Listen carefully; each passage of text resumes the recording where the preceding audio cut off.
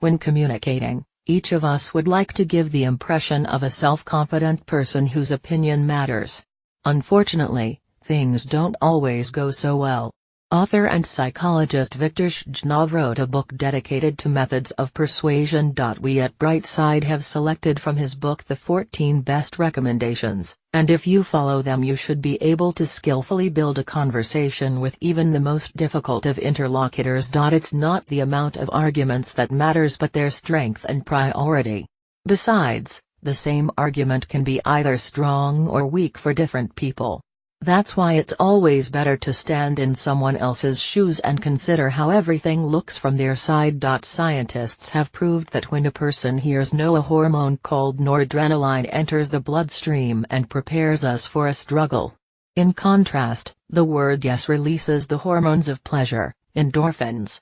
Having received 2 doses of happy hormones, it'll be psychologically easier for an interlocutor to agree than to enter the fight.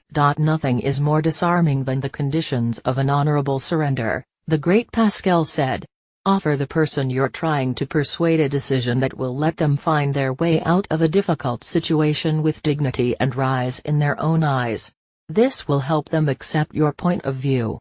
Stereotypes still live in our heads, so it's better to not show up in ripped jeans to a courtroom or a big boss's office.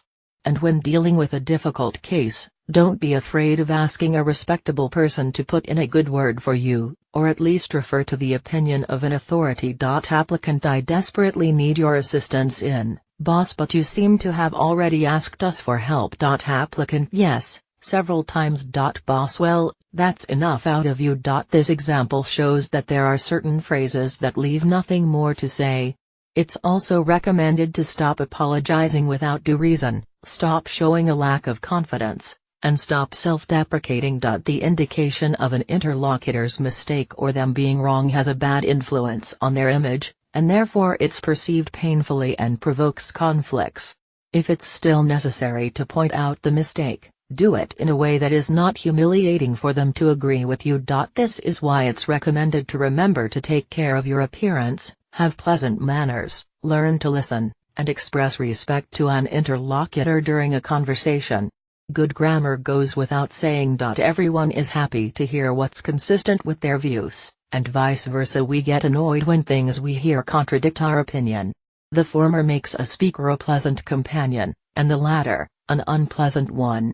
So find at least one little thing that brings you together. This follows on from the previous rules and will be of great help when analyzing disputes. It turns out that many of them erupt because the disputing parties talk about different things without realizing it. We don't know what opinion a listener actually has about our words. Therefore, the surest way is to watch a person's bodily reactions.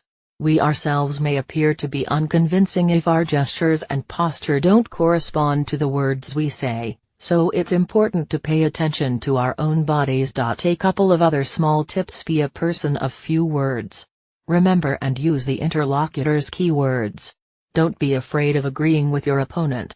Ask, don't claim. Don't state the obvious. And remember, a mechanical, thoughtless using of rules only destroys communication. Peter the Great warned in one of his famous decrees, don't stick to the rules. Every case needs reflection. When communicating, each of us would like to give the impression of a self-confident person whose opinion matters. Unfortunately, things don't always go so well.